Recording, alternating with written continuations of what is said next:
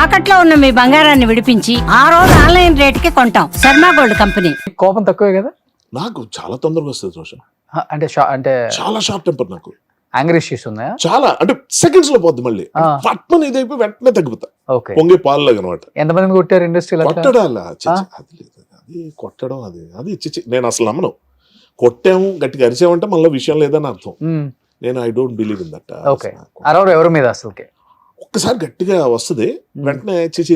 Last time ఎప్పుడు నితిన్ ఒకసారి stage మీద మీ పేరు చెప్పలేదని అది అలక ఫీల్ అయ్యారు కదా? అది అలక, అపార్థం. అపార్థం. అది ఏ సినిమా అప్పుడు? గుండిజార్ గల్లంతా. హర్షవర్ధన్ రానే అని ఒక యాక్టర్ ఉన్నాడు. ఆయన వేరే వాళ్ళతో వచ్చాడు ఆ ఫంక్షన్ కి. ఆయన ముందు కూర్చున్నాడు. నేనంటే నా ఫ్రెండ్స్ తో కూర్చుందాం అదొకటి ఉంది నాకు. అది షో ఆఫ్ అంతా వీళ్ళ ముందే కదా, నా క్లాస్మేట్స్ వాళ్ళ ముందు. నేను కూర్చొని ఇంకా నా పేరు పిలుస్తారు అన్నప్పుడు స్టేజ్ మీద పిలిచేటప్పుడు ఏం జరిగిందంటే యాంకర్, ఇప్పుడు నితిన్ కూడా సంబంధం లేదు, యాంకర్ పిలిచేటప్పుడు వేది మీద రావాల్సిందో కోరుకుంటున్నాను, ఆండ్రూస్, ఇది అనూప్ రూబెన్స్, అందరి పేర్లు చెప్తూ హర్షవర్ధన్ అనగానే హర్షవర్ధన్ రాని ఏమనుకున్నాడు అంటే అతను పిలుస్తున్నాడు అనుకున్నా, అతనికి సెట్ స్టేజ్. ఓకే. అంటే చీఫ్ గెస్ట్లు కూడా పిలుస్తారు, బట్ అతని పేరు తర్వాత వచ్చేదేమో, లేకపోతే తర్వాత వచ్చే పేరు నాదేమో, ఇలా కూడా అనుకోవచ్చు.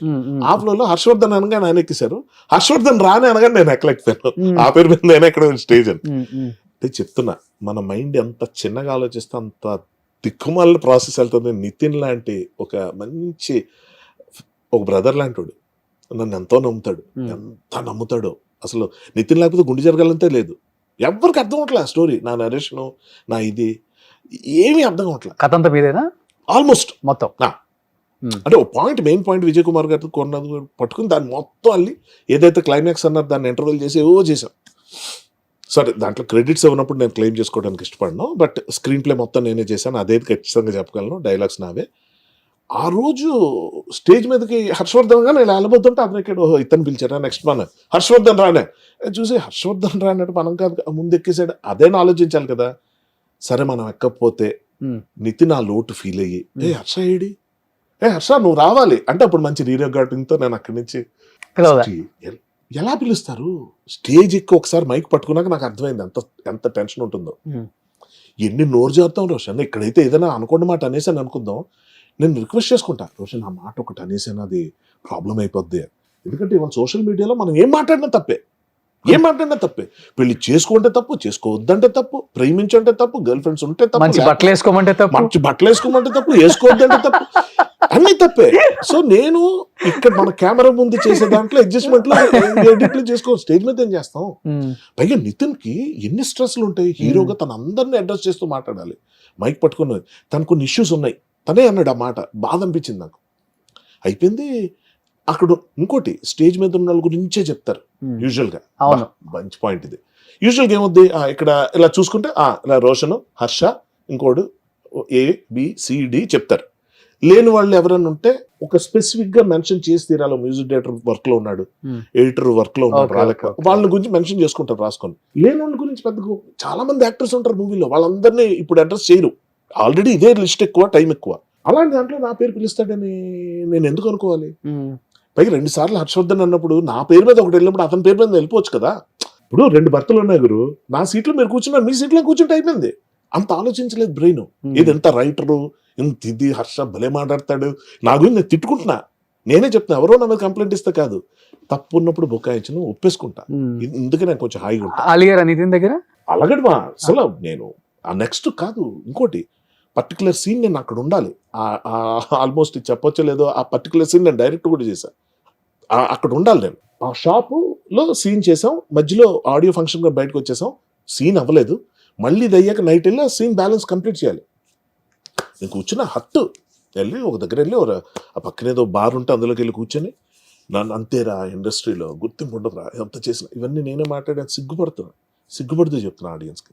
సరదా ఫన్నీగా ఈ నిమిషం ఉండొచ్చు కానీ, అంటే నేను ఎందుకు చెప్తానంటే ఇది మనం చాలా ఎక్సెప్షనల్, మనం అద్భుతంగా మాట్లాడేస్తాం, అద్భుతంగా ఆలోచిస్తాం అని ఎవ్వరూ అనుకోకర్లేదండి. తప్పులు చేసే ప్రతి ఒక్కళ్ళు అందరూ చేస్తారా అని ఒకసారి అనేసుకోండి, ఏ గొడవ లేదు. మన కంపెనీ లేక అమ్మో మనమే తప్పు చేస్తాం, మనమే ఫెయిల్ అయిపోయాం, మనం అయిపోయాం, ఇదంతా ఉంటుంది. లేదు, ఎవరైనా తప్పులు చేస్తారు. నేను చాలా సందర్భాల్లో చాలా మంది కించపరుస్తూ మాట్లాడిన సందర్భాలు నాకు తెలియకుండానే ఉన్నాయి, తెలిసిన కొన్ని ఉన్నాయి, అన్ని పక్కన పెడతాం. అంటే తాగినప్పుడు మొత్తం తాగుడుతో సంబంధం లేదు రోషన్. తాగుడు అన్నది ఒక ఒక ఒక సాకు. Hmm. డైరెక్ట్ గా రోషన్ ఏదని అంటే ఫీల్ అయిపోతాడని చెప్పి తాగి తిడతాడు. మందు కొట్టి సారు మీరు పోయి తమ్ముడు రోషన్ నువ్వు ఆ రోజు నన్ను అన్నావు అనేసి ఇక్కడ తాగడు, నానా తిట్లు తిట్టి ఇక్కడ తాగడు. చూసారు అవి కూడా. ఇది ప్రతి మందు సిట్టింగ్ లో ఉండేది, ఎవరు చూడలేదు, మీరు చూడలేదు ఏంటి? కాదు, నెక్స్ట్ మార్నింగ్ ఫోన్ చేసి రోషన్ ఏదో అనేసానంట, అది ఏదో అయిపోయిందంట, సారీ డార్లింగ్ ఇలాగా అలాగంటే రోషన్ ఏమంటాడు, లేదురా భయ్య ఏదో తాగి అలాగ అన్నాను కానీ అదేం అనాల్సింది అనడానికి ఇది సాక్ అంతే. So coming back to the thing, stage మీద లేని వాళ్ళు కూడా పిలవటం ఉండదు అన్న దాంట్లో Shankar Varaprasad cinema pre release ఈవెంట్కి నేను ఎక్కడో యూఎస్లో ఉండిపోతే చిరంజీవి గారు ఆ స్టేజ్ మీద లేకపోయినా నా టీంలో నాతో పాటు వర్క్ చేసిన హర్షవర్ధన్ అని నా పేరు మెన్షన్ చేసిన రోజున ఎన్ని కోట్ల పాఠాలు నేర్చుకున్నట్టున్నాయి తెలుసా నాకు. ఆయన అభిమానంగా నన్ను చూశారు, నేను నచ్చాను. ఏంటి అంత గొప్ప మనిషినా నేను? అతను ఎన్ని వందల వేల మంది నాలాంటి వాళ్ళు చూసుంటారు. అది గొప్పతనం. అది నేను అదేమంటారు క్లిప్ కట్ చేసుకుని వాట్సాప్లో పెట్టేసుకుని నా ఫ్రెండ్స్కి పంపించేసి గ్రూపుల్లో పెట్టి ఎంత హడావుడి చేశాను.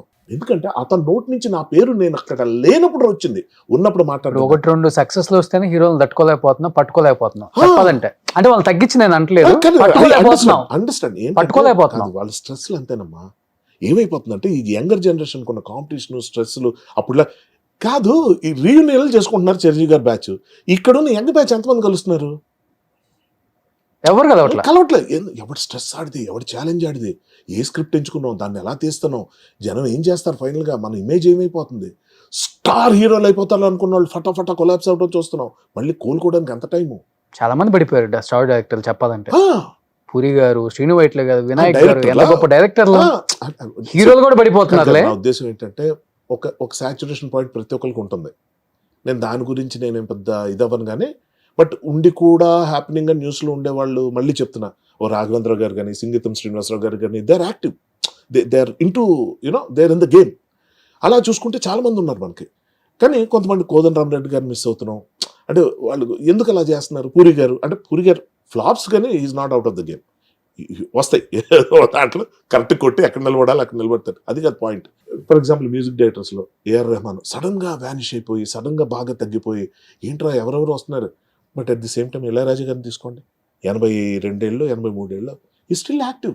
ఎన్ని చేస్తున్నారు కదా, ఆ ఏజ్కి ఇంకా చేస్తున్నారు. నిలబడి 5 గంటల పాటు నిలబడి కాన్సర్ట్లు ఇస్తున్నారు. సో ఇవన్నీ మన లైఫ్లో లెసన్స్. నేను అంటుంది అది. ఇప్పుడు చిరంజీవి గారు అంత స్టేజ్ మీద నా పేరు చెప్పడం, నా పేరుగా చాలా మంది పేరు చెప్పి నా ఒక్కడి పేరు అంటలేదు. మళ్ళీ నేను అక్కడ నేను క్రెడిట్ తీసుకోలేను. I know how much. అది చూపులో అర్థమైపోద్ది. నేను ఏదైనా రిమోట్ డీటెయిల్ నేను చెప్తా ఉంటా అమాంగ్ ద గ్రూప్ డిస్కషన్స్. కానీ నితిన్తో ఆ సీన్ తీసారు ఎందుకే? గుండెజారి గల్లంతా అప్పుడు ఏమైందంటే నితిన్ ఫోన్ చేస్తే ఎత్తట్లేదు. నేను చాలాసేపు అంటే నితిన్ ఫోన్ చేస్తే ఎత్తాను. సుధాకర్ రెడ్డి గారు వాళ్ళ నాన్నగారు వాళ్ళ అక్క అందరు ఫోన్ చేసినప్పుడు హట్ నితిన్ ఫోన్ చేస్తే ఇంకెత్తా. ఏంటి బ్రదర్ అన్న, షూటింగ్ వెళ్ళిచేయి అన్నాడు ఒకటే మాట. సరే అన్నాను, వెళ్ళిపోయాను.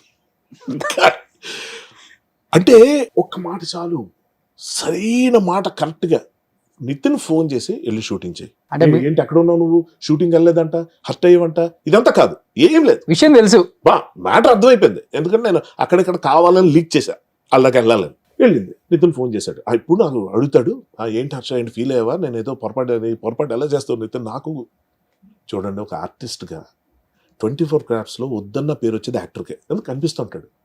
అలాంటి నాకు ఇవాళ కొత్తగా గుర్తింపు అవసరమా?